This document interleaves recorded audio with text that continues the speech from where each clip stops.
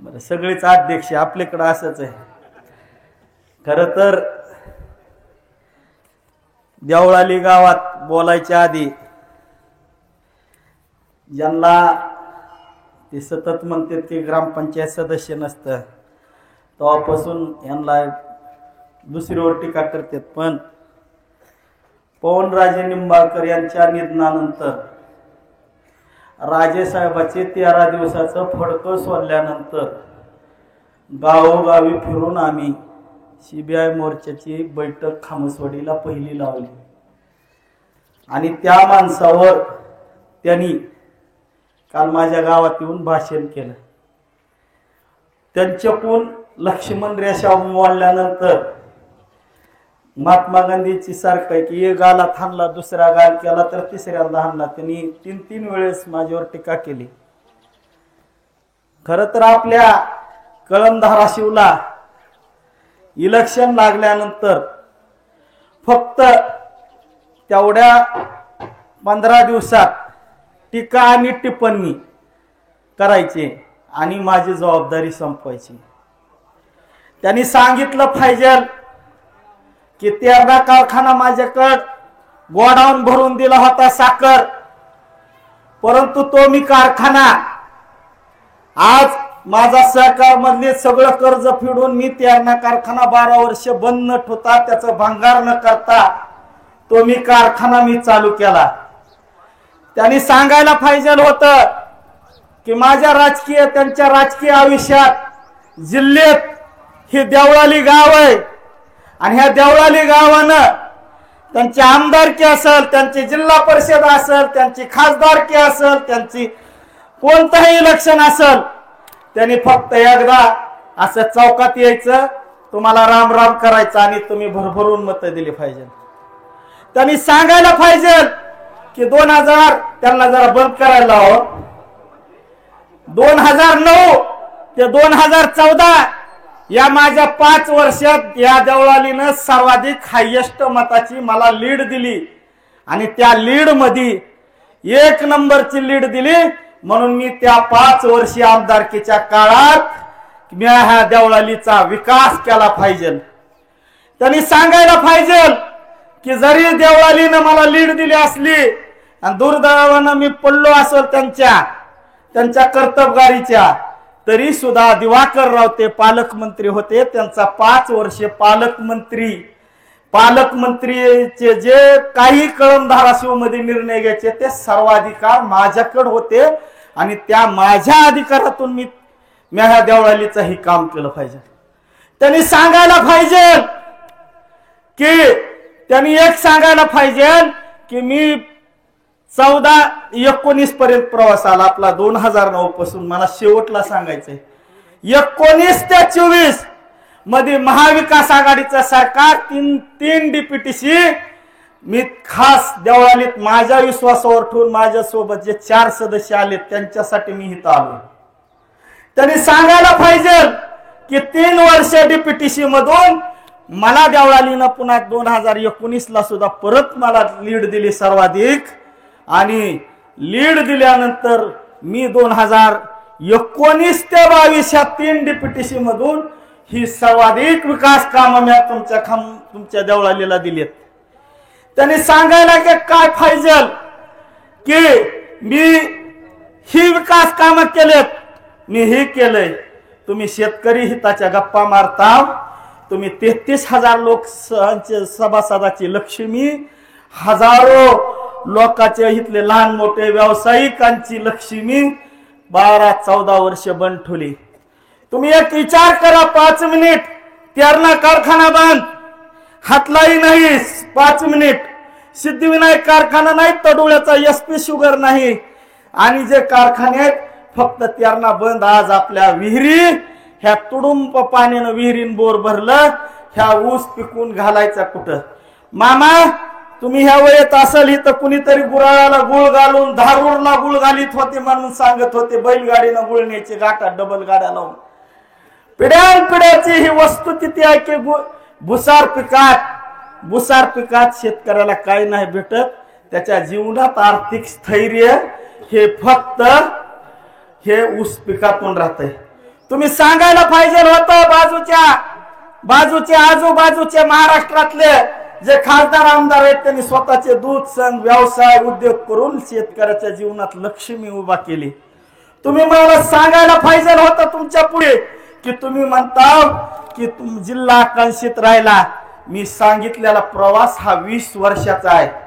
तुम्ही 100% त्यांना म्हणा की तुम्ही 40 वर्षात ही केलं नाही, पण 20 वर्षात मी ही केलं ही सांगायला पाहिजे। तुम्ही काय बोललो? आज तुम्हाला खासदार ओमराजे, तुम्हाला माझं आव्हान आहे की तुम्ही सांगा की पवनराजे लोक पुस्तक जे लिहिलंय आणि त्या पुस्तकात त्या लेखकानं लिहिलं होतं, नागुलगावला दादा त्या काळात काही मोबाईल फोन नव्हते आणि त्या पुस्तकात लिहिलं होतं की अमोल पाटील मी देवळालीला आपल्या नागुलगावला असे पवनराजे मित्र मंडळाची शाखा काढायला लागलो होतो आणि साहेबाचा एसटीडीत निरोप आला आणि मी गेलो। मी ते अमोल पाटील आहे सायकलवर प्रवास करणारा मग अमोल पाटील सायकल तिथं नागुलगावला कोट्याच्या कडाला लावली। सभा झाली, मी बारीक होतो, मिसरूट फुटलेलं नव्हतं, त्या काळापासून या माणसाच्या मागे काम केलंय ह्याचा विचार करा। आणि ती सायकल व कोट्याच्या कडाला लावली, पवनराजे मित्र मंडळाने बोर्ड काढला, सभा झाली, काय करायचं साहेब म्हणले अमोल कशाला आला? मी म्हणलं साहेब मी मोटरसायकलवर आलो, हे मी सांगत नाही पुस्तकात आहे त्या लिहिलेलं। मोटरसायकल आलो, साहेबाचा स्टाफा पुढे जाऊ दिला आणि मी कोट्यातली त्या सायकल काढली आणि त्या सायकलवर प्रवास करीत असताना साहेबाला चहा प्यायला हरिभाऊच्या हित नेत गोगरेचे बहुतेक आणि मी एकुरका देव धानोरा रस्त्यावर ज्यावेळेस येत होतो आणि चांदणं पडलेलं होतं पुनवाचं आणि त्याच्यावर सायकल माझी बघितली आणि ती सायकल त्यांनी स्कोडा डिकीत गाडीत टाकली आणि मला खामसवाडीत आणून सोडलं। ही सगळा प्रवास त्या पुस्तकात आहे आणि तुम्ही जर खामसवाडीत येऊन मी त्यांना आवाहन केलं, तुम्ही फेसबुक युट्यूबला बघितलं असेल की माझ्या गावात महाविकास आघाडीच्या काळात 50 लाखाचं काम दाखवा, मी 60 कोटीचा निधी दाखवला। मी ह्या ट्रॅकवर यायला देवळालीकर 60 कोटीचा वर्क ऑर्डर 3 डिजिटल करून लावले। तुम्ही फेसबुकला बघितलं असेल, व्हॉट्सअपला बघितलं असेल, नाहीतर आता येऊन बघा, तुम्ही एक गाडी करा। आणि हे सगळं काम करीत असताना कुठलीही तानाजीराव सावंत साहेब या माणसानं टक्केवारी मागितली नाही।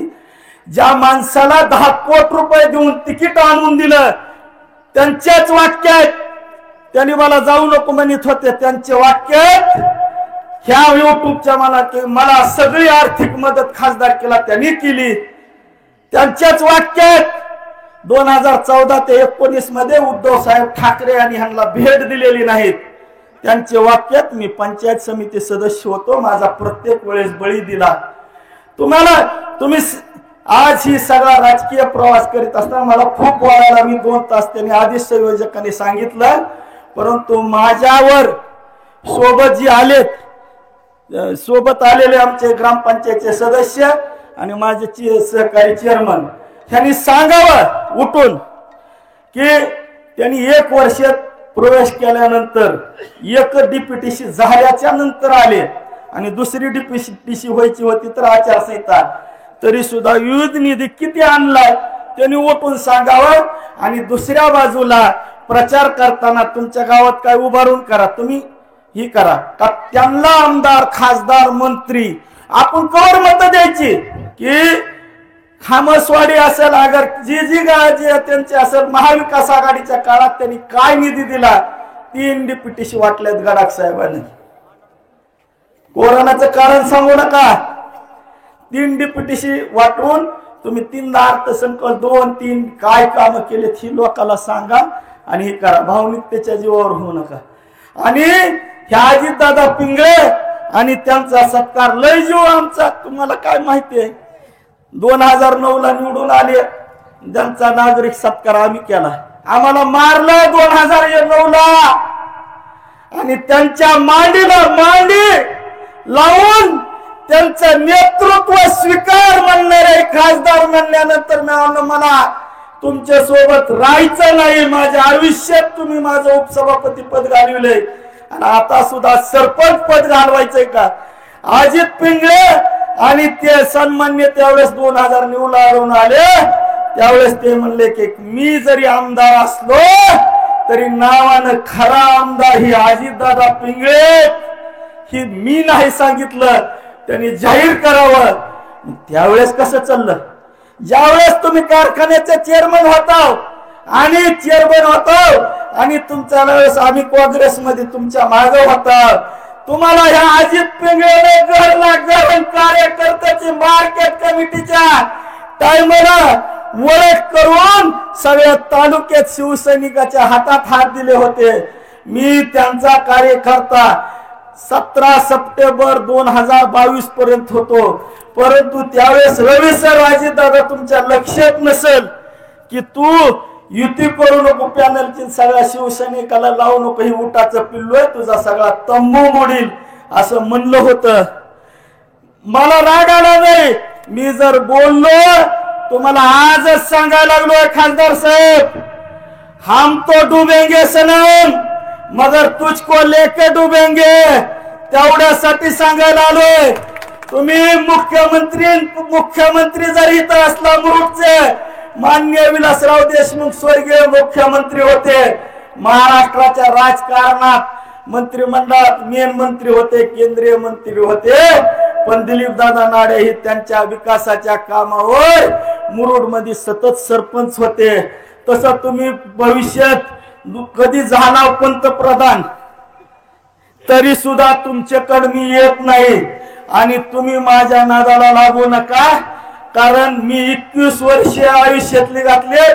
तुमचा पाला एका आतापर्यंत तुमचा नाद पुरा करणाऱ्याच्या मागे लागलेला नाही. एवढं माझं बोलून माझं भाषण संपतो देवळालीकरांनो.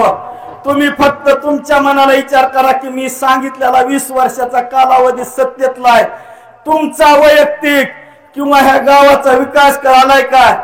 त्याच्यामुळे एकदा तरी हा बडा दाखवा. असं का झालं याचं आत्मपरीक्षण त्यांना करू द्या आणि मग ती पुन्हा तळावर येतील. नाहीतर काय बी केलं, अमोल पटेल आला बोंब म्हणलं, कुणी बी काय बी केलं तरी काय होत नाही. ही कुठंतरी शिक्का पुसून काढा. नुसतं फोनवर बोललं, फोनवर सरपंच आहे, सरपंचाला संविधानिक काम असते, काळ गडी गेली तर पिढी जाईल. जय हिंद, जय महाराष्ट्र.